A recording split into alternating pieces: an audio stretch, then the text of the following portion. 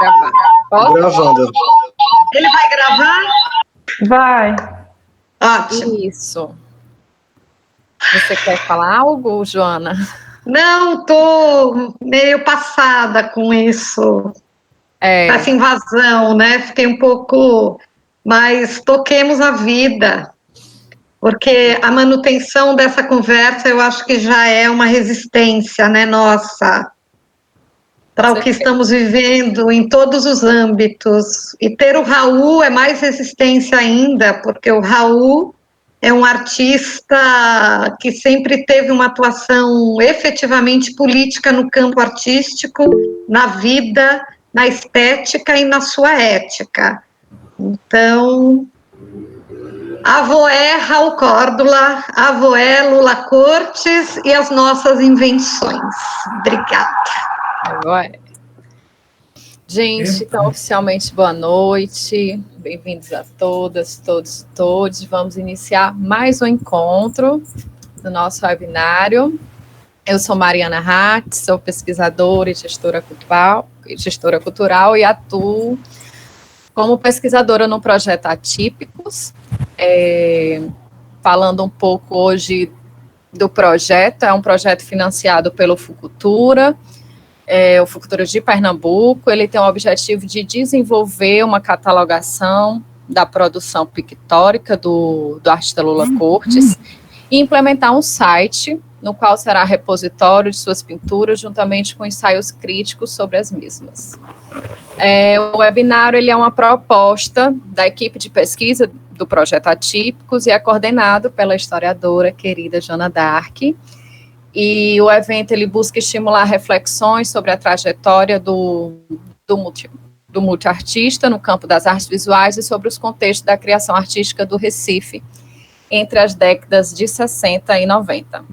Os webinários estão contando com a participação de diversos pesquisadores do campo da história e das artes visuais. Nós estamos no nosso penúltimo encontro, o próximo será com Joana, já fica o convite, será dia 26 de abril, e hoje receberemos o querido Raul Córdula, que irá compartilhar um olhar sobre a produção artística de Lula Cortes. Raul Córdula é pintor, artista gráfico, cenógrafo, curador, professor e crítico de arte, com mais de 50 anos de arte, o seu repertório poético é atravessado pela arte primitiva, o concretismo, neoconcretismo, nova figuração, arte experimental, arte engajada e arte postal. Antes de passar a palavra aqui para Raul, como vocês já estão cientes, o evento é gravado, mas a gente deixa registrado esse aviso. Raul vai... Enfim, terá aí a sua fala e após a gente tem um momento para perguntas, conversas, né, regados, como eu estava falando, com um café, um chá, um vinho, enfim. Raul, muito obrigada pela sua participação, pela sua ilustre presença no nosso webinário, e é com você. Bom, quem agradece sou eu, a você, Mari, a Joana, a todas as pessoas que estão aqui, que estão me ouvindo, e para mim é um prazer enorme, por duas razões principais. Primeiro, por se tratar de Lula, que foi um grande amigo meu, um grande amigo nosso, um grande amigo dessa casa, da onde eu estou falando, e que eu conheci desde os anos 70. Ao lado de Cátia Nizel, que era sua mulher, a grande designer Cátia Nizel, e ele, além do músico, do poeta, do músico e do compositor que ele foi, brilhante e extraordinariamente nordestino, ele era um desenhista fantástico. Eu digo era um desenhista porque essa foi a melhor parte do seu trabalho com artes plásticas. Eu não digo artes visuais, porque nós sabemos que existe, a partir da pop art, quer dizer, a partir dos anos 60, mas aqui no Brasil isso chegou um pouco depois, uma linha de limite na pop art, né, que diferencia as artes plásticas da arte contemporânea. Eu apesar de conhecer bastante textos dessa, digamos assim, dessa arenga, né, mas eu acho que eles têm razão de uma certa forma. Mas esse não é o assunto que a gente vai tratar hoje, fica para outra oportunidade. Então eu conheci Lula principalmente e mais profundamente quando eu dei a ele e a Zé Ramalho a ideia de conhecer a Pedra do Ingá, na Paraíba, na cidade de Ingá, que é um monumento neolítico de origem que faz parte das Itacoatiaras, quer dizer, não são pedras pintadas, são pedras gravadas. Fica na beira de um rio, Rio Ingá, e de lá eles compuseram essa obra-prima, vocês estão vendo, Lula Cortes e Zé Ramalho, que é um disco chamado Paibiru, O Caminho da Montanha do Sol. Paibiru, todo mundo sabe que é esse caminho, né, traçado pela lenda pelo Sumé. Sumé foi uma entidade, hoje falam muito em extraterrestres, mas, enfim, foi um mito, né, de um civilizador, né, que fez mais ou menos a mesma coisa que Viracocha fez no Peru, da Bolívia até o Peru, tal, isto é, veio ensinar a plantar, a cuidar, a organizar os espaços, as cidades, as plantações, enfim, plantar batata, plantar agave, plantar abacaxi, plantar, né, tudo isso. Batata nos Andes, né, tomate nos Andes e abacaxi e inhame aqui embaixo. E então é muito curioso que sabe-se historicamente. Eu vou parar um pouco nisso aí, porque isso vai falar muito de Lula Cortes. Sabe-se que muitas cidades que eram chamadas cidade de Sumé, ou Sumé simplesmente, foram transformadas em São Tomé. Uma delas é São Tomé das Letras, que tem grafismos também pré-históricos, e fica em Minas Gerais, e é um lugar também muito místico, onde pessoas com este olhar, que era muito o olhar dos anos 70, este olhar místico, também viajavam muito para lá, como também para os planaltos em torno de Brasília, etc. Então, esse disco, o Zé Ramalho está aqui também. Ambos têm a Pedra do Ingá como decor, né? E aqui está a Pedra do Ingá, né? Fotografias do irmão de Cátia Mezel, né? Fred Mezel, né? Que fez fotografias com o filme infravermelho, né? Deste tom, esse é o Rio Ingá, onde está a pedra. Enfim, aqui eu tenho uma coisa que eu acho que é interessante de se ver,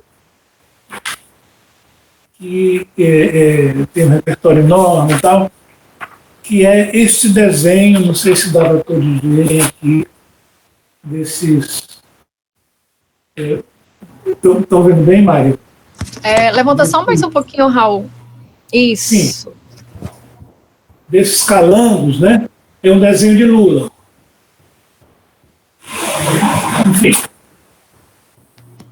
Tem 2 calangos e um cogumelo. Porque também foi o período dos cogumelos, né? Da Amanita muscaria, de remotas aventuras de todas as pessoas, os jovens artistas daquele momento. Então, nós somos. O Lula foi com Kátia, com equipamento fotográfico. Kátia também fotografou muito. E de lá trouxeram, se juntaram em Recife, na casa de Lula. Eu escrevi um texto que seria, se fosse hoje, eu chamaria de um texto curatorial, e saiu esse disco maravilhoso. Mas experiências gráficas, como o livro, que é gráfico e desculpa, e sonoro, né? Mas experiências gráficas já haviam na casa deles, de Lula e Kátia, de Kátia e Lula. Vocês estão vendo esse livro aqui? Esse é um livro se levantar só um pouquinho mais, ele ficaria melhor. Ótimo.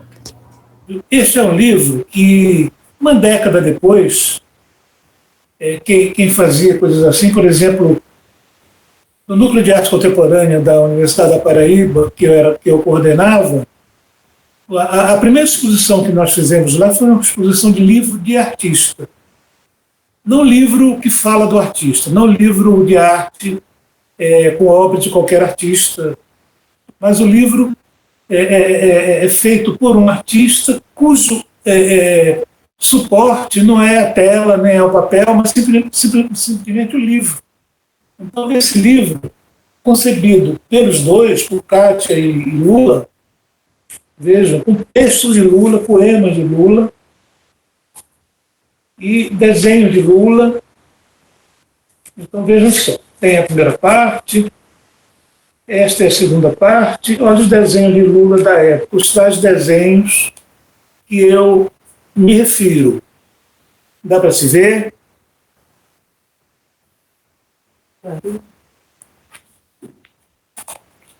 Aqui poemas.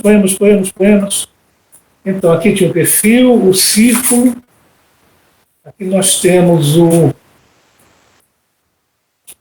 Vejam só que desenho fantástico. Era um desenho contínuo, com uma caneta, uma caneta de feltro continuamente, não há uma emenda, não há um traço fino, é tudo feito rapidamente. Ele fez vários na minha frente, que era uma coisa notável como produção, como criação de um artista que não teve exatamente escola de belas artes, um artista espontâneo e que tinha um imaginário fora do comum. Ainda temos alguma coisa aqui que vale a pena ser visto, com certeza.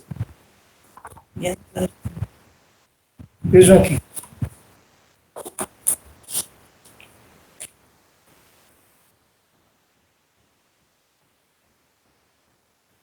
Então, este foi o desenho de Lula da sua fase mais, como eu diria, olha aqui, os cogumelos dele e tal.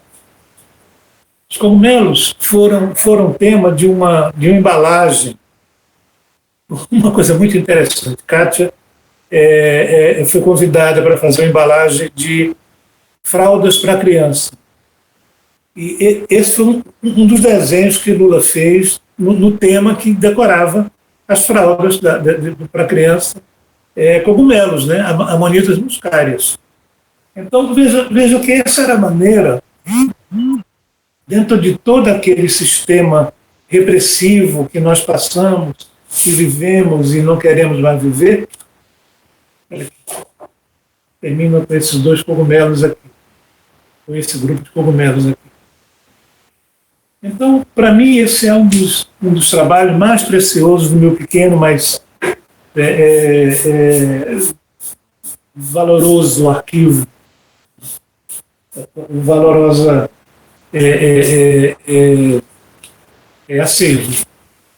Então, isso me aproximou muito dele, porque eu tinha uma admiração profunda pela mão, né, o que ele conseguia fazer.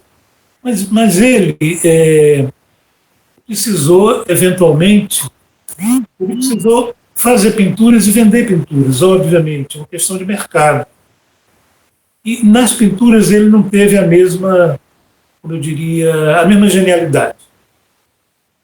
Conheço muitas, gosto da maioria, mas nada se compara com essa fase. Tinha centenas de desenhos, não era coisa assim para um livro ou outro. Ele desenhava compulsivamente. E houve um tempo em que achavam que Lula era muito ligado, na época se dizia muito, tinha influência, né? E era muito ruim quando alguém dizia, fulano de tal tem influência de Cicrano. Então diziam que ele tinha influência de Salvador Dalí. Ora, nos anos 60, foi nos anos 60 que, acho que 40 anos atrasados, né, que o surrealismo chegou no Brasil. Assim como a geometria do concretismo, assim como o abstracionismo, chegaram aqui muito atrasados, assim como o Art Nouveau, assim como o Art Deco, né, o Art Deco, por exemplo, que a gente encontra simplificado, porém com edifícios maravilhosos,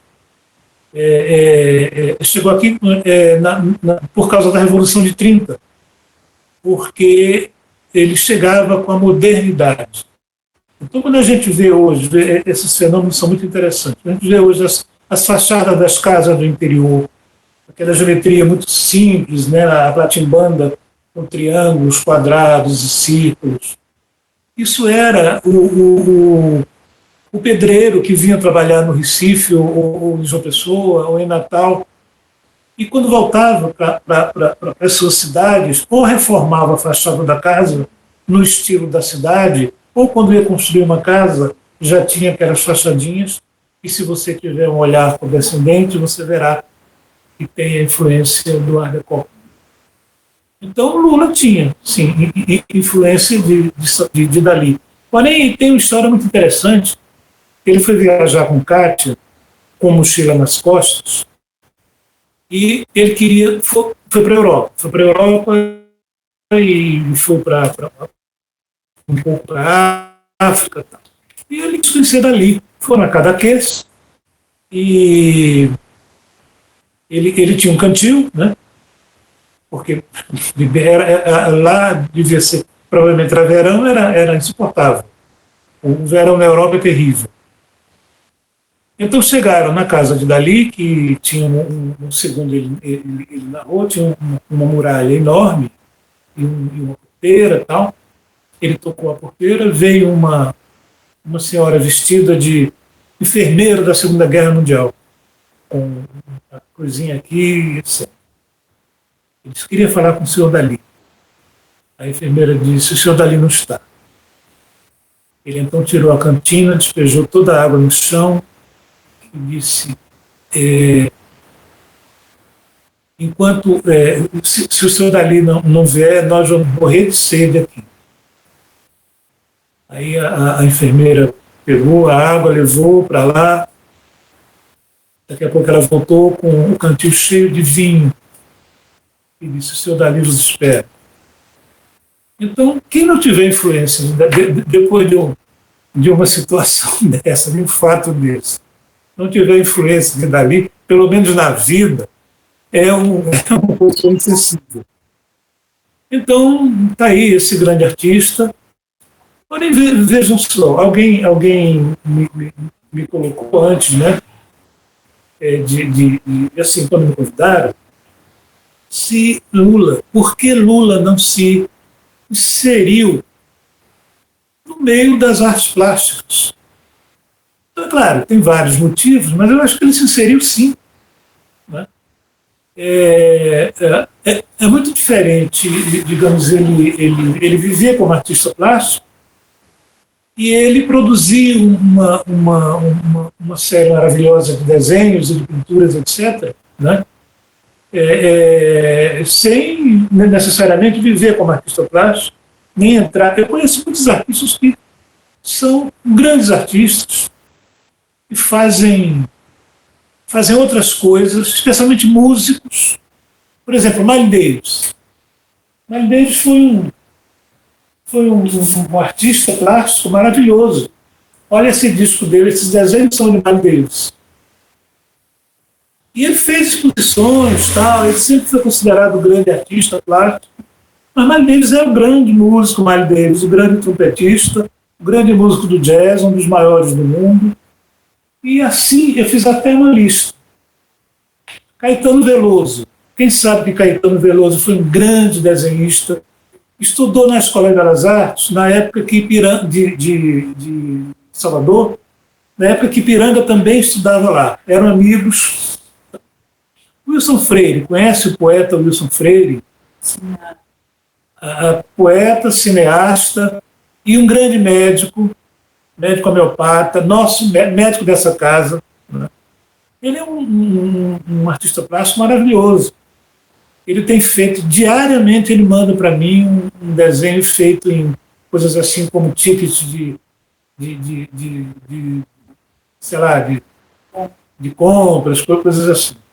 Marcelo Mário Melo, poeta, um grande poeta que foi preso durante muito tempo, uma figura extraordinária. É um escultor de primeiro nível, eu considero de primeira linha em qualquer lugar que ele esteja. Ariano Suassuna. Não conheço pinturas dele, mas eu conheço,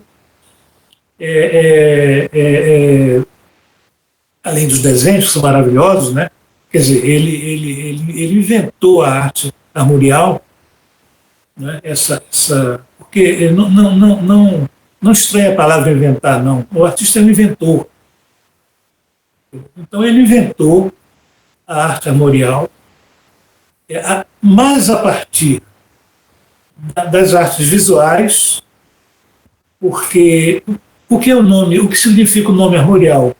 É uma coleção de armas, quer dizer, uma coleção de escudos. Escudos que eram onde estavam os símbolos, né, das pessoas, né, dos clãs, né, com suas distinções. Então, ele sempre achou que tudo existe como a arte dos escudos, como a xilogravura de capa de cordel, como a xilogravura de samita. Tudo se passa num único plano. Então, a poesia armorial, ela de uma certa maneira, é uma narrativa, mas é uma narrativa no meio. Quando ela é cantada, ela é quase monocórdica. Quando ela é vista, é falada, ela parece que ela passa-se tudo no mesmo momento e vai, entendeu? Aquela narrativa constante. E então isso fez dele também um desenhista dessa maneira. E ele se interessou também muitíssimo pela arte da Pedra do Ingá, pela arte pré-histórica, e o filho dele, grande artista, Dantas Suassuna, e voltou-se para Taperoá, terra que eles escolheram, porque não nasceu em Ariano, todo mundo pensa que nasceu em Taperoá, mas ele nasceu em João Pessoa. Ele era filho do vice-governador João Suassuna e morava em João Pessoa. Então, Ariano, não sei se alguém ouviu falar, mas era um senador chamado Ney Robson Suassuna, primo de Ariano, que é um pintor fantástico, um pintor maravilhoso. Eu conheci, estudamos juntos em Campina Grande, em 1957, no colégio que meu pai dirigia, que era o Colégio Estadual da Prata. Gilberto Freire foi um grande pintor. Tem um texto de Zé Cláudio sobre a pintura de Gilberto Freire, e ele coloca assim... Zé Cláudio é uma pessoa muito séria, a gente todo mundo sabe, todo mundo conhece. Ele pode parecer não ser, mas ele é. Dr. Chicão, famoso Dr. Chicão, ele é um desenhista lindo, faz desenhos maravilhosos. Dr. Rodolfo Ataíde, da Paraíba, muito amigo meu, é um grande pintor, com prêmios, inclusive, na Europa. Leandro Ricardo, chefe Leandro, que frequenta também essa nossa casa e nos dá sempre muito prazer, é um pintor muito interessante. Qualquer dia ele, digamos assim, aparece aí, as pessoas vão começar a ver o trabalho dele, ele está já se preparando para uma exposição. Ivan Maurício, jornalista aqui de Olinda, figura muito querida, ele é de Caruaru, mas vive aqui há muito tempo, né, trabalha na agricultura. É um desenhista maravilhoso. Jânio Quadros, o presidente, foi um pintor muito interessante. Hoje as pinturas dele estão no mercado, já estavam na época, não porque era pintura de presidente, porque Xoxo também, desculpe a pronúncia, né, era um pintor muito interessante. Winston Churchill. E como chama o Rolling Stones, aquele que é pintor, né? Tem um Rolling Stones que é um pintor de fama mundial. E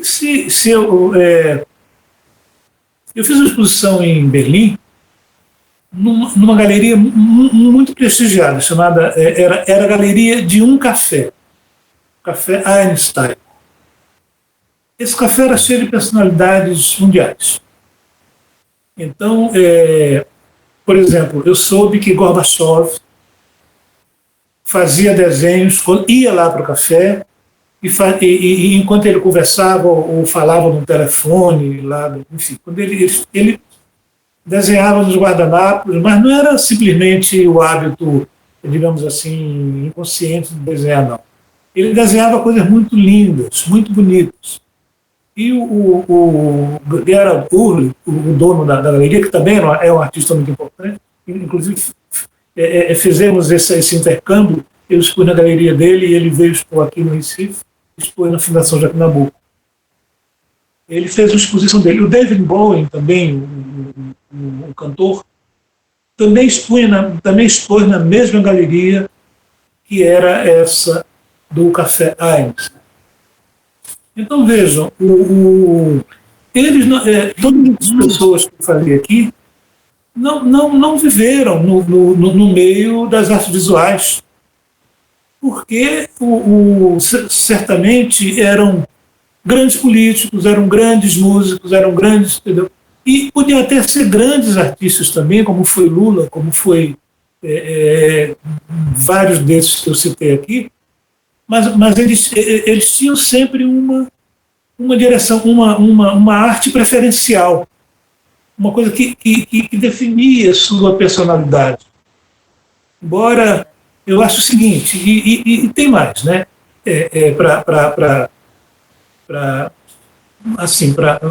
Talvez para amarrar um pouco essa história.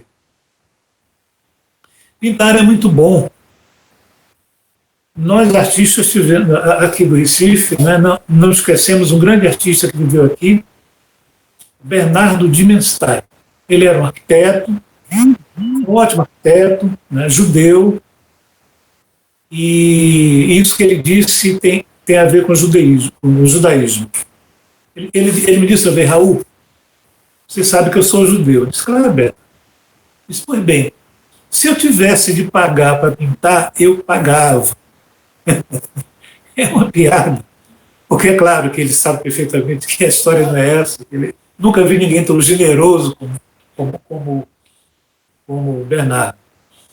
Mas isso define muito o que é pintar. Então, eu acho até que existe uma certa... A sociedade, quando não compreende, porque muitas sociedades compreendem o artista e o colocam no seu lugar devido, que é um lugar de muita nobreza, de muita dignidade. Mas eu vejo aqui no Brasil, infelizmente, nós vemos, né, e a gente tem muita razão de reclamar dessas coisas que acontecem aqui, e os artistas não são tão bem vistos, talvez, não, a não ser aquele artista que digamos assim, primeiro, tem uma arte fácil, palatável, e que estão dedicados ao mercado. Nada contra o mercado, por favor, mas tem artistas que trabalham para o mercado e tem uma produção em casa diferente, né? Que só se descobre quando ele vai embora, quando eles aparecem. Então é o seguinte, a sociedade reconhece muito pouco, né? E eu cheguei a ouvir, não uma única vez, né? Você pensa que trabalha, mas você não trabalha, você faz uma coisa que é seu puro prazer. Eu disse, claro, né? Obviamente, né? Eu tenho o maior prazer em pintar e hoje eu pintei o dia inteiro, por exemplo. E dos meus 78 anos eu ainda tenho condição de pintar o dia inteiro. Então, a gente falando em idade e falando de uma pessoa que nos deixou tão cedo e que era um misto de artista, de artesão, de artista plástico, de artesão e de músico extraordinário. Mas como músico ele também era artesão. Nessa tal viagem que ele fez com Kátia Nezel para a África, em Marrocos, ele encontrou um pedinte tocando tricórdio. Esse tal tricórdio que ele tocou nos discos dele, então ele comprou o tricórdio da pessoa tal, e trouxe para o Brasil e fez vários outros tricórdios a partir daquele. Construiu vários tricórdios. Já construía para os amigos, e ele tinha um que era feito com um búzio enorme, sabe esses búzios grandes tal. O búzio ele adaptou um braço e as 3 cordas, e tinha um som absolutamente extraordinário. E ele era artesão também quando ele pintava artesanalmente, ele era um artesão da pintura. Ele era um artista do desenho. E o desenho dele era incomparável. Mas ele era um artesão da pintura, porque ele sabia pintar, mas na pintura ele não fazia aquilo que fazia no desenho. Aquela invenção toda, aquela pujança, aquele traço rápido, perfeito, caindo no lugar certo, sabe? Então isso realmente é uma coisa notável. Quem tem acervos de Lula deve preservá-lo, mesmo que seja só de pintura.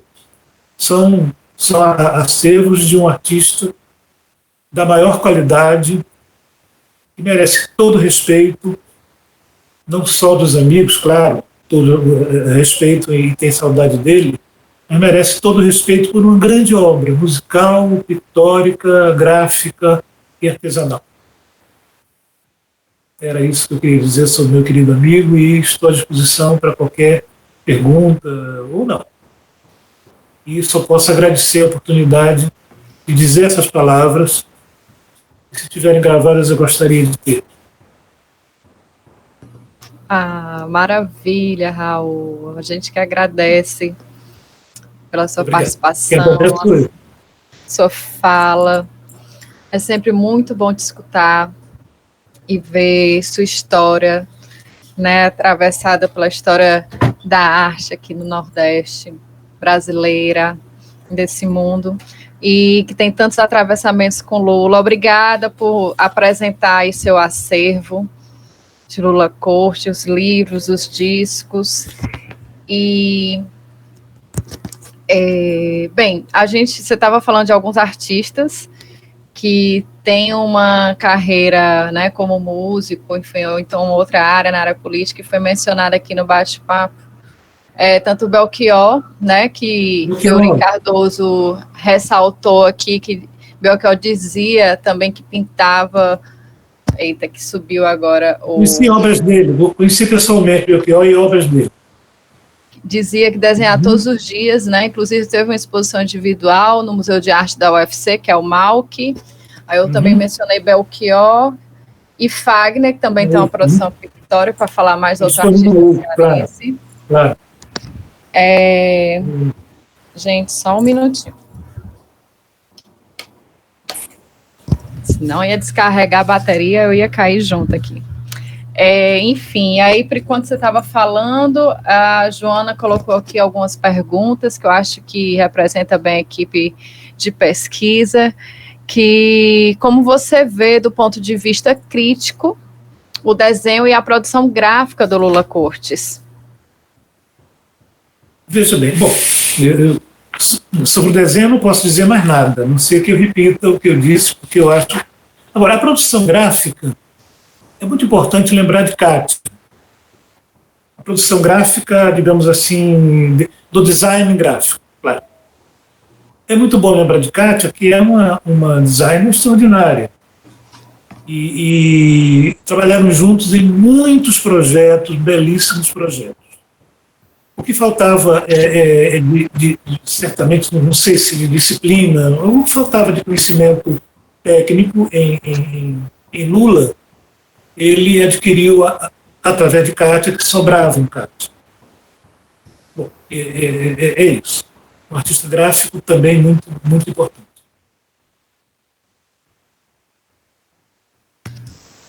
Certo. As perguntas.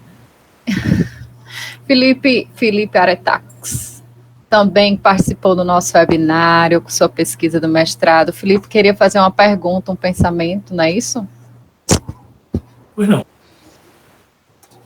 Olá, boa noite a todos e todas.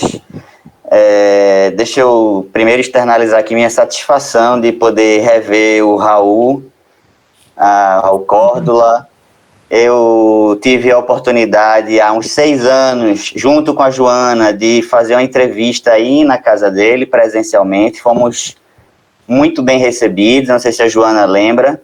Naquele momento eu estava no programa de pós-graduação em História da UFPE. Fomos excelentemente recebidos, eu nunca esqueci disso. Inclusive, almocei aí, foi maravilhosa a conversa, foi tudo muito bacana. E já deixo um abraço também aqui para a Amélia, lembro dela. Muita satisfação, muito obrigado por tudo. E eu queria fazer explanar um pensamento, que é disso que você estava falando, Raul, a gente é muito acostumado a analisar a produção artística sempre pensando nessa ideia do grande sistema das artes, né, daquilo que está instituído, que é colocado enquanto produção artística legítima, ou aquele sistema de crença do momento. E eu acho que seria mais generoso com Lula, a partir disso que você falou, acho que seria muito mais generoso com Lula observar ele também enquanto um grande artista, talvez não participando do sistema das artes, esse campo institucionalizado, mas pensar ele como um cara que estava ali atravessando também, bordejando talvez, esse sistema artístico. É tanto que ele produziu quadros, ele produziu livros, né, de artistas, livros autorais, e tinha todo esse atravessamento, aí, esse desdobramento entre artista, entre poeta, entre músico, que é muito interessante. Então, acho que seria muito generoso. Eu queria que você falasse um pouquinho a respeito disso, de tentar pensar esse enquadramento, se é que se poderia dizer assim,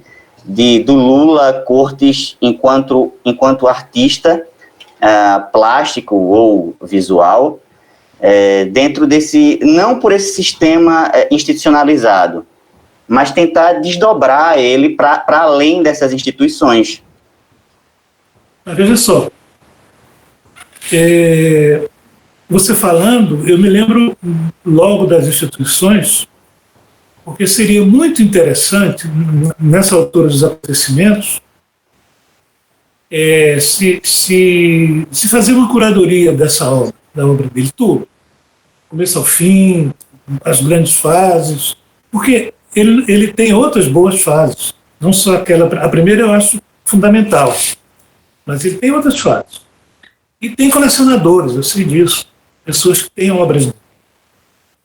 Então, isso seria, quer dizer, da mesma maneira que isso que nós estamos fazendo aqui passou pelo apoio institucional, o desdobramento disso poderia ser essa curadoria, essa grande curadoria com exposição, entendeu, num dos bons museus aqui, que temos ótimos museus, ou até mesmo galeria, mas eu acho que os museus têm mais estrutura para uma atuação como essa, porque necessariamente não tem que ser uma coisa comercial, né?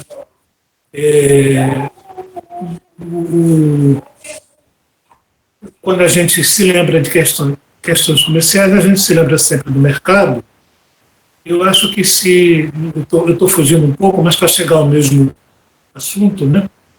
Eu acho que se os artistas tivessem mais interesse conceitual em relação ao mercado, as coisas seriam bem diferentes.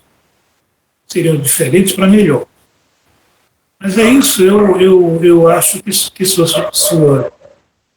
comentário é perfeito e eu respondo com essa sugestão. Esse grupo não propõe uma coisa dessa, né, desse nível, para eu possa ajudar como eu puder, entendeu? No que tiver ao meu alcance, mas eu acho que é isso aí. A ideia é maravilhosa, né? A gente também quer essa exposição, essa curadoria de Lula Cortes. Veja bem, uma exposição como essa, ela tem custos, quer dizer, independente, entendeu? Mas ela tem custos de moldura, tem custos de restauração, tem custos de montagem, tem custos de iluminação.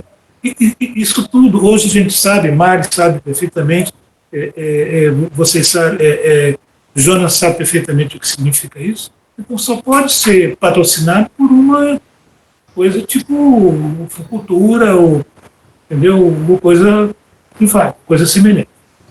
Algum incentivo, né? E também o transporte, né, dessas produções que estão aí. Transporte inseguro, né? Porque, afinal de contas, quer dizer, você pede um quadro emprestado e se acontece alguma coisa, você tem que ter dinheiro para pagar esse seguro. Tem que segurar, né? Quem tem a sua obra em casa não vai emprestar. Sim, isso é normal, isso. É uma atitude normal. Joana tinha mencionado aqui também uma pergunta, se você reconhece algumas referências, marcas de produções ou de artistas na produção de Lula Cortes, sua produção pictórica, produção gráfica. Se eu conheço o quê? Desculpa, eu não entendi bem a pergunta. Se você reconhece algumas referências, marcas de produção ou de artistas na produção de Lula Cortes. A produção gráfica, a produção pictórica. Não.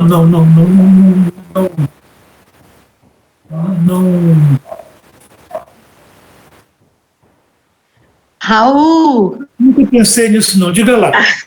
Raul, não, é o seguinte, eu até formulei essa questão no decorrer ainda no início da tua fala, né? E assim, no percurso você foi citando, na verdade, acho que uma coisa que me pareceu importante foi a questão desse imaginário, né? Sim, essa potência desse imaginário. E esse imaginário que você reconhece um pouco presente em percursos da produção dele, em fases e tal. Então, por exemplo, a construção desse imaginário me parece que se dá por esse entorno que o Lula...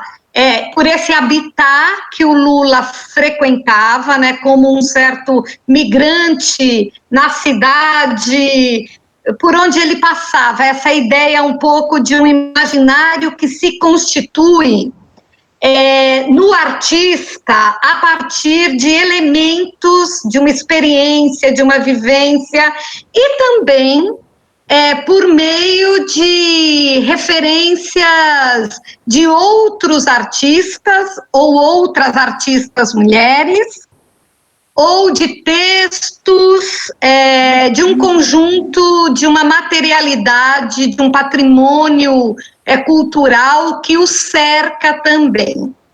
Então, nesse sentido, você citou o surrealismo, né? Que tem uma aproximação. Você citou também o movimento armorial por conta do conjunto de símbolos e signos. E aí eu queria ver com você se em alguma fase, em algum momento, você reconhece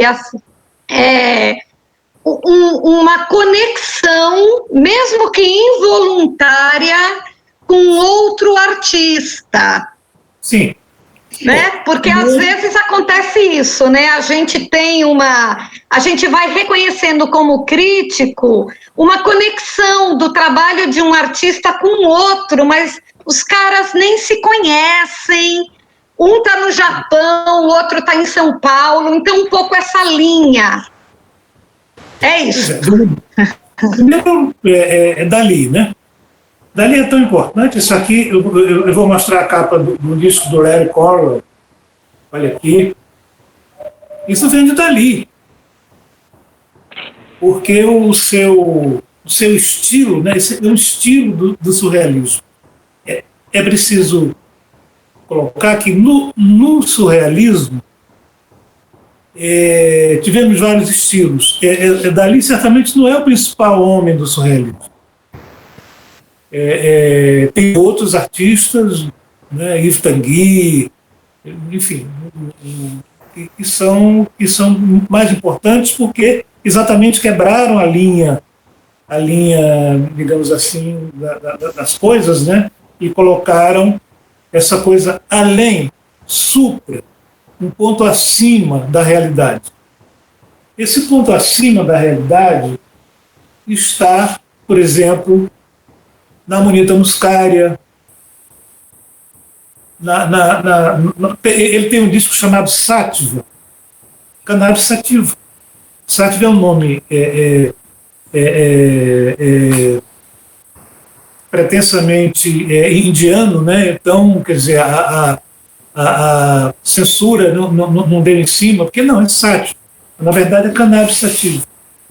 E o artista que eu acho que mais se afinou com ele, embora esteticamente, como estilo de trabalho e esteticamente era o oposto dele, foi Jorge Tavares. Um artista que precisa ser precisa ser descoberto, porque ele nunca foi descoberto. Um artista importantíssimo aqui de Pernambuco, que tem uma história fantástica, uma história muito, muito interessante, que morreu assassinado numa briga de botequim, e que eram amigos e gostavam das mesmas coisas. Eu acho que isso... claro que se a gente for buscar, claro que eu sou muito inquieto, eu vou começar a buscar daqui para frente, a gente vai encontrar determinados aspectos que estão na obra de outros artistas. Mas, assim, Jorge Tavares e Lula Cortes pareciam não a mesma pessoa, porque cada um era diferente, né? Mas duas pessoas fundamentais daquele momento dos anos 70. Não tenho a menor dúvida. Maravilha, Raul. Obrigadíssima, Joana. Raul, beijos. Raul, só um detalhe. Jorge Tavares não é o Flávio Tavares, né? Não, Flávio Tavares foi aluno meu, o artista de João Pessoa, está lá vivo para cachorro, né? Eu sou vivo para cachorro, né? Entendeu? Bom artista. Você conhece ele pessoalmente? Sim. Então, tem alguém mais gostoso do que Flávio? Né? Você. Então, Flávio está lá. Jorge não. Jorge era um rapaz rico, filho de usineiros, e inclusive morou em Olinda, quando Olinda, né, no movimento da Ribeira, quando ele Olinda cresceu, né? Houve aquele movimento todo. Então, ele despontou, e era muito amigo dos dois, do casal. Nemo? Eu quero, por favor, Nemo gostaria de fazer uma pergunta. Assim, por favor. E aí, Raul, muito obrigado aí por tudo isso hoje, por essas memórias. Eu gostei muito também do texto que você compartilhou com a gente. Incrível, sim. E me veio muita coisa na cabeça, né, assim, que o texto traz uma memória afetiva, assim, com Recife, né, muito forte. Sim, e, ao mesmo tempo, nessas nossas pesquisas, a gente encontrou os relatos do meu pai, assim, que se colocava um pouco... Enfim, se colocava, assim, que não era bem aceito em Recife, no campo artístico, e que havia uma melhor relação com a Paraíba. Assim, tem algumas entrevistas que ele fala isso, a gente já mapeou pelo menos 2, e eu estava curioso de saber... Ele trabalhou muito Pode falar. Em pessoa, viu?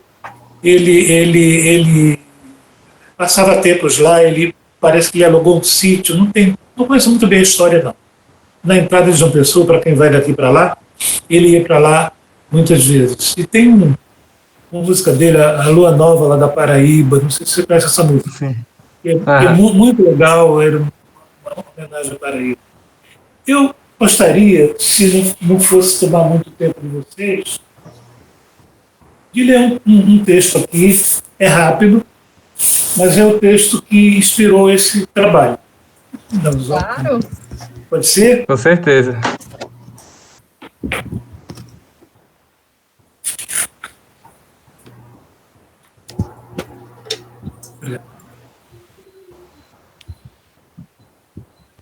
Naquele tempo, o Senhor dos Cristais vestiu sua mais bela túnica de opala e disse: Vinde, irmãos, pois que ele chegará agora.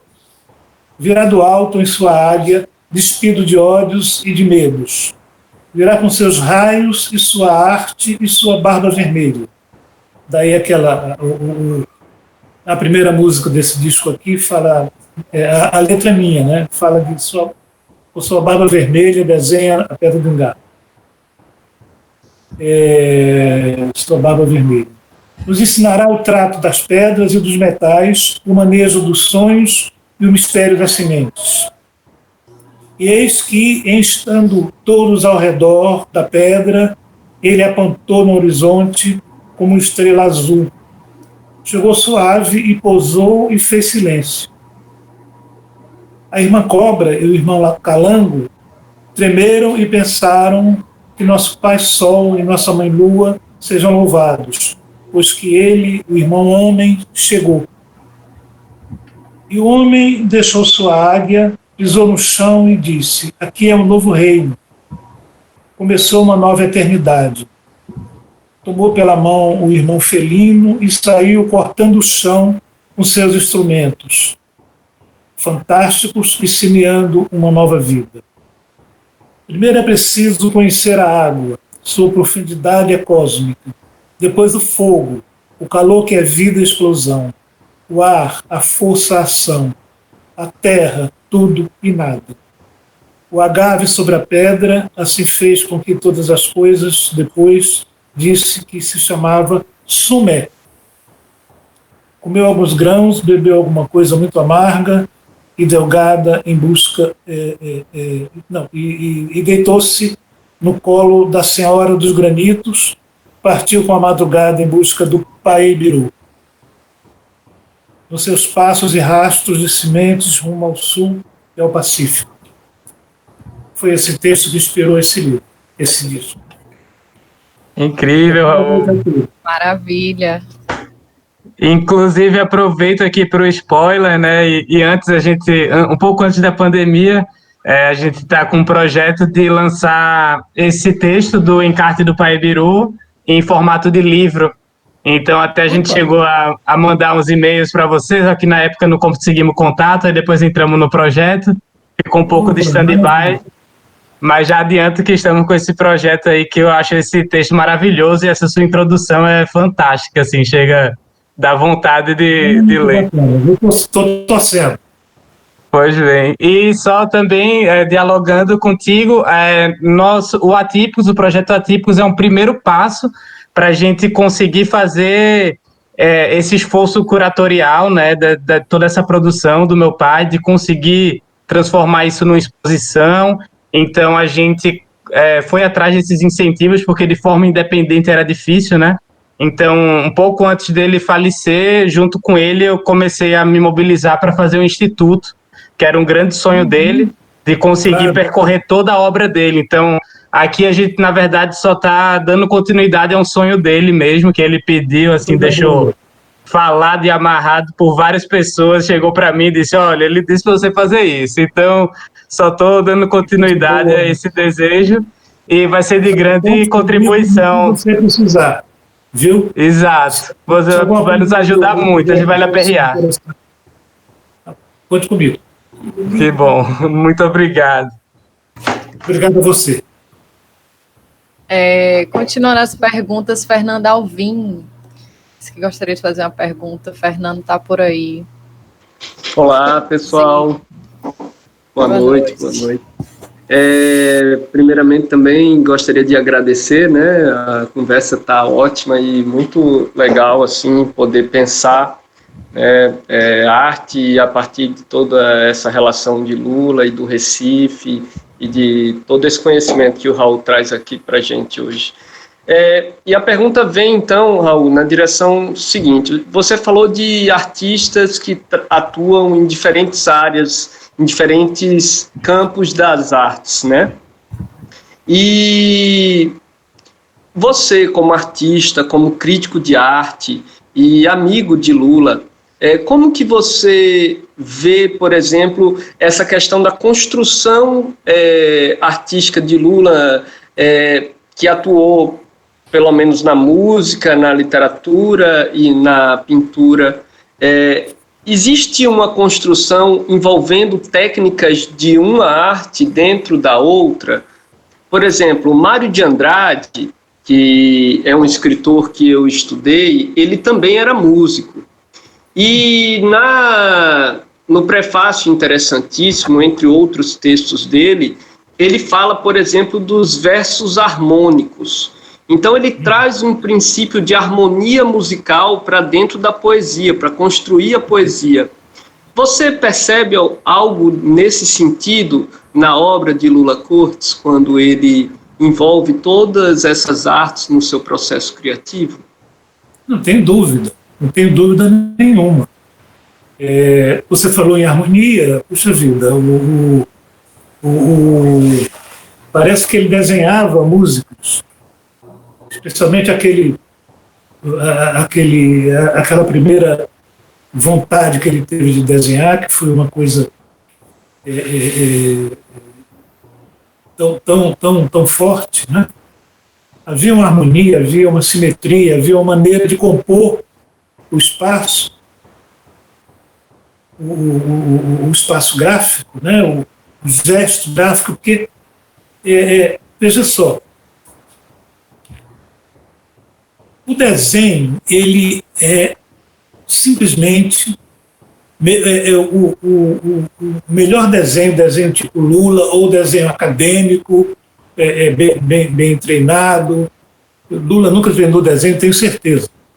Viu? Senão ele não faria um desenho tão bom, tão dele, que era tanto a cara dele. Mas o desenho não é mais do que o registro do gesto. Se ele nasce como Lula, com essa tendência, ele vai desenhar bem. Eu tenho um sobrinho, Raul Cavamura, Raul Córdoba Cavamura, que com 10 anos ele desenhava perfeitamente.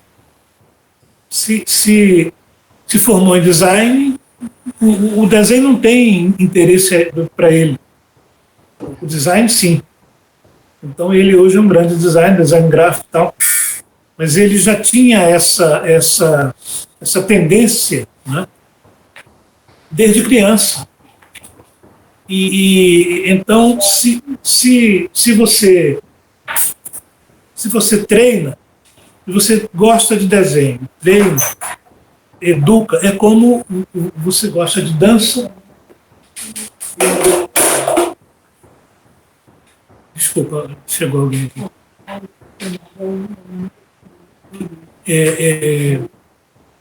Então, você, quando uma criança vai dançar, ela treina de tal maneira que chega a ser uma bailarina. Quando uma pessoa começa a aprender a pintura, começa a aprender a desenhar academicamente, vira uma pessoa que desenha fotograficamente. Mas, lá no fundo, tem o instrumento, a ferramenta é a sua mão através do seu gesto. Você tem que manter o gesto da sua mão, dos seus dedos, segurando o pincel ou segurando o lápis, para que o desenho se registre. Então, tem desenhos de Lula absolutamente harmônicos. Eu acho que a minha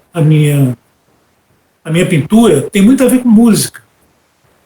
Se eu fosse músico, eu seria um músico concreto, ou um músico, sei lá, talvez erudito, contemporâneo. Entendeu? Mas, assim, eu vejo as minhas linhas retas, triângulos, etc. Eu vejo isso. Eu só concedo, eu só começo a pintar um quadro quando eu encontro harmonia nisso aí. Harmonia e ritmo e acordes cromáticos. Entenda bem. Acordes cromáticos. Então, eu acho que isso é muito comum. Né?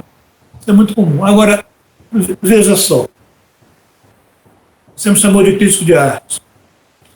A crítica de arte, para mim, primeiro eu não me considero crítico, eu me considero um cronista de arte. Por quê? Porque eu, como crítico, eu como artista e crítico, eu não poderia fazer um trabalho crítico sobre outro artista. Porque o trabalho crítico, não que exija, mas ele leva você a dizer o que é bom e o que não é.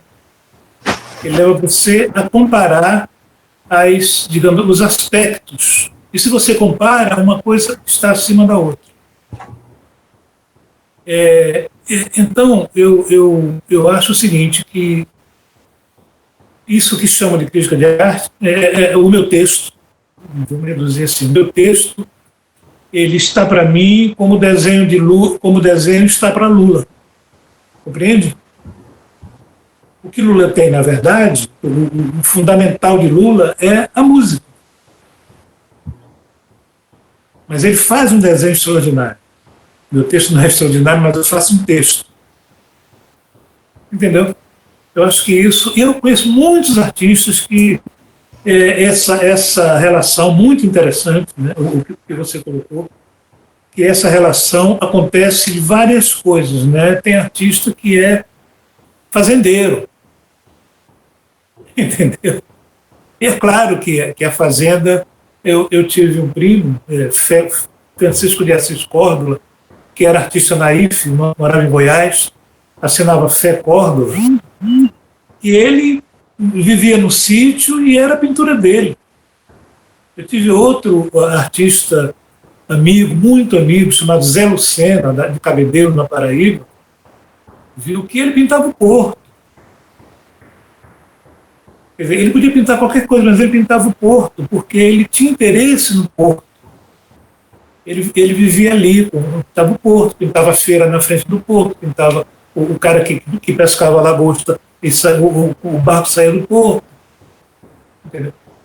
Então, essas relações são muito interessantes. Ok? Ok. Eu queria fazer uma pergunta.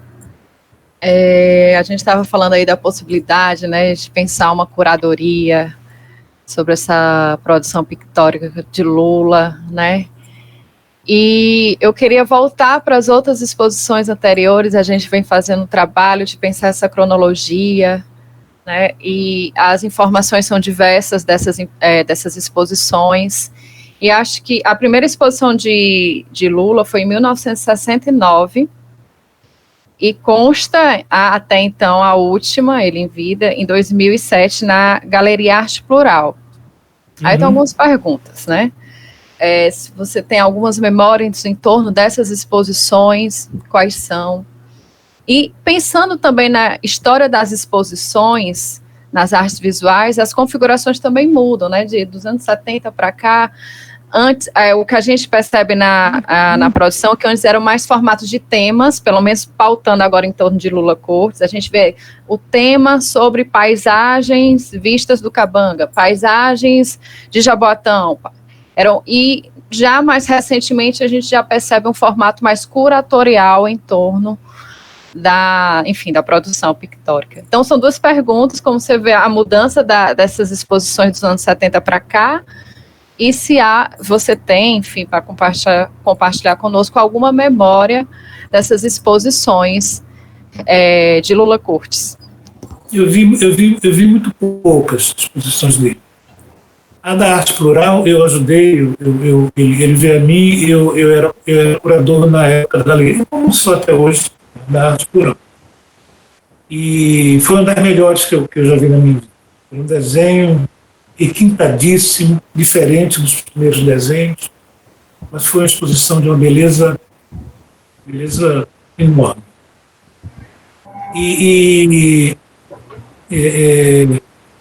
Você tocou numa palavra-chave, paisagem. Ele pintou muitas paisagens.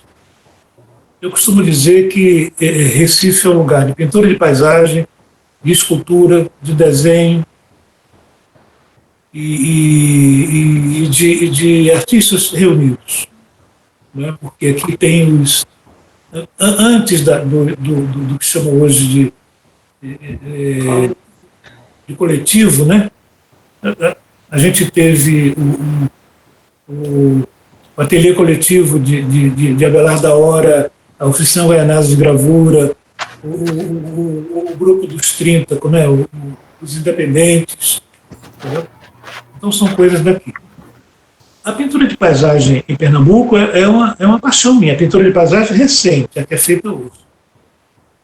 É uma paixão minha, porque são muito bons. E ninguém no Brasil mais pinta paisagem. Quer dizer, até um dia desse, até umas 5 ou 6 décadas, o Paraná tinha uma excelente pintura de paisagem. Morreu o último, foi Baku, né? Ninguém pinta mais paisagem e tal, quer dizer, é como se fosse uma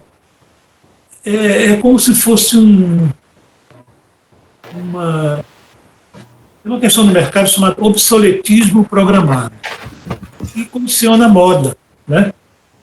Quer dizer, a moda fica obsoleta de um ano para o outro porque tem uma produção de algodão ou de seda ou de, entendeu, qualquer tecido que precisa ir para a rua, precisa ser vendido para poder manter, quer dizer, para poder manter a economia, essa nova religião que nos assola, né, em funcionamento. Entendeu? Então, mas aqui se pinta paisagem, porque aqui tem pintores de paisagem extraordinários. E eu vejo com muita alegria tudo isso. Os críticos de arte de São Paulo, especialmente, brincam comigo. Rapaz, você está fazendo texto para pintor de paisagem? Claro que sim. Eu já tive uma discussão, entendeu, com o cara, com um crítico de arte de São Paulo a respeito disso. Dizer, olha, é o seguinte, você vive em São Paulo e eu vivo no Recife. Eu vivo em Olinda. Você vive entre os edifícios e eu vivo dentro de uma paisagem. E pronto. Né? Maravilha. E que bom, a gente entrou em contato com a Galeria Arte Plural até, enfim, para pegar registros.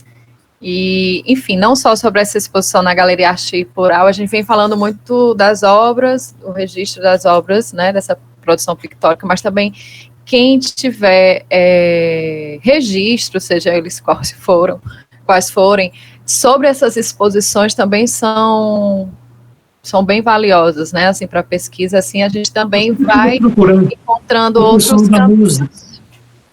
Oi? O pessoal da música, Zé da Flauta, Paulinho da Macedônia, entendeu? A Cristinho, acho que é isso, tá vivo ainda. Ele não está vivo porque ele já tem um pouco mais de idade. Procura o pessoal da música. Aqui, olha, eu vou dizer várias pessoas que podem ter. A nossa conversa vai ficar na história, viu? Kátia, principalmente Kátia. Kátia é fundamental, né? Kátia deve ter muita coisa. Alceu, Zé Ramalho, Zé está longe, Marcelo Mezel,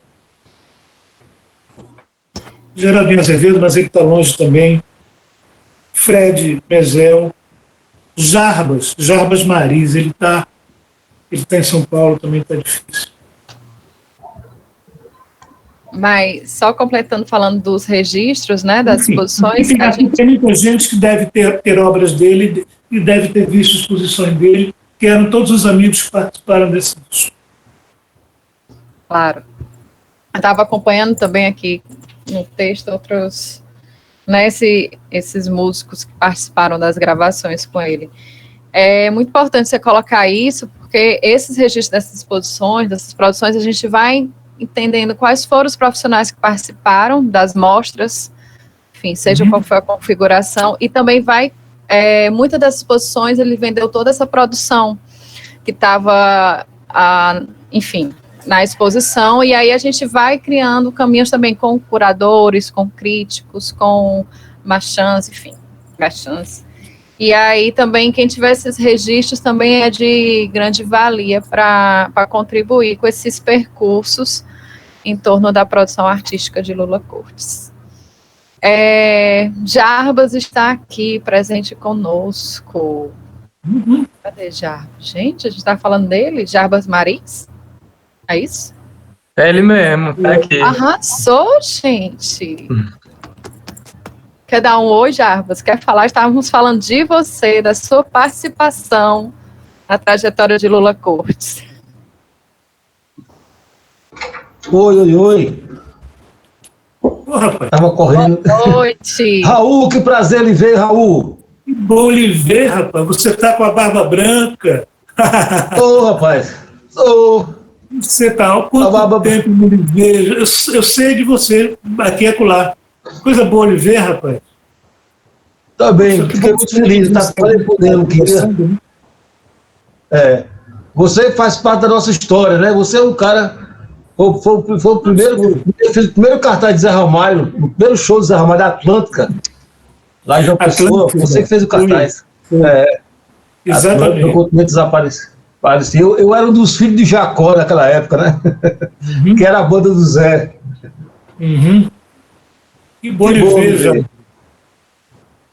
Que bacana. Você está em João Pessoa? Não, eu estou em Olinda, moro em Olinda. Você está morando em Olinda, tá certo. Eu estou em São Paulo. Estou em São Paulo. Está em São Paulo, eu sei que você está em São Paulo. Vindo aqui, todo mundo sabe onde eu vivo, em Olinda, na rua 15 de novembro. Por favor, vem aqui para a gente fazer um brinde. Bacana. Vou sim, com certeza. Ver a oportunidade, com certeza eu irei, com certeza, não tenha dúvida. Que coisa ótima. Já convida a equipe de pesquisa, que vai registrar todo esse momento. Já me convidando.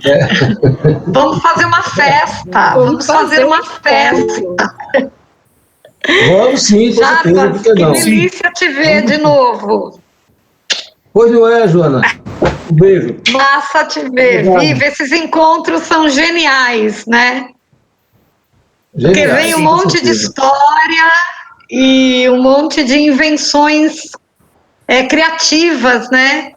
A gente cria quando a gente se encontra, né? A gente inventa outras possibilidades, no encontro. Então, viva a vida dos encontros. Isso mesmo. Viva, né? Jarbas, muito obrigada pela sua participação, pela sua presença.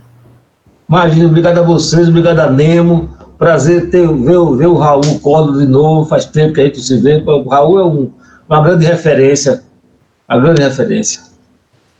Puxa vida. Gente, é isso, essa conversa está muito boa, valiosa, vai ficar para a história, como disse Raul.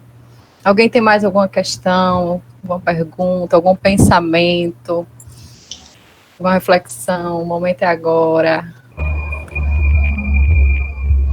Eu acho que... como estou chegando agora, cheguei um pouco atrasado, porque eu estava fazendo um trabalho ali, da live passada, né, com a Joana. A gente tinha ficado de procurar fazer um mapeamento das obras de Lula na passagem dele aqui em São Paulo, né? Eu localizei mais 6 obras dele aqui no interior, e são Espírito Santo do Pinhal, um amigo da gente que morava lá, ele faleceu, mas está com a mulher dele. Localizei também o Roberto Lazzarini, também tem uma obra dele, eu também tenho uma. Tem umas tapeçarias que eu mandei as fotografias que ele desenhou para minha ex-mulher fazer umas tapeçarias, quando ele morava aqui em São Paulo, lá na Francisco Morato. Ela fez umas tapeçarias, as fotos não estão boas porque foi vendida, não sei mais com quem está. Também tem um quadro dele maravilhoso, que são 2 quadros num só, ele colou um no outro, pintou. Tá no consultório do Dr. Zan Mustak, que é um médico famoso sobre a síndrome de Down. Ele é um pediatra famoso daqui de São Paulo, está na casa dele, está no consultório dele, essas obras, e eu estou pedindo foto dessas obras para passar para vocês, passar por dentro, para mapear essa história todinha, né? É super importante isso, levantar essa história, é super importante. Nossa, muito legal, Jarbas. Legal. Sabendo-se que a Nica Lund tem muita obra do Lula, né? Você sabe. Legal. Mas muito legal, até esse processo que você falou, né? Que ele desenhou para alguém tecer e fazer um tapete, isso, né? Isso. Essas dobras da produção, né? Essas criações compartilhadas, isso, né? Que eu tenho chamado ultimamente. É muito bacana. Exatamente. Isso. Muito legal. Exatamente. A gente vai arrumar um tempo e vai para São Paulo. Ai, vamos. Isso aí. Isso aí, quando eu cheguei aqui em São Paulo, viu, Raul? Eu morava no Rio de Janeiro, e aí foi quando o Gilberto Gil Marques gravou a música minha. Aí eu digo, sabe de uma coisa, eu peguei esse dinheiro e digo, vou morar em São Paulo. Aí peguei a família, fui na Paraíba, peguei a família e trouxe para São Paulo. Aí, coincidentemente, andando assim e tal, mas 5 quadras da minha casa, o Lula Couto estava morando. E não é possível, não.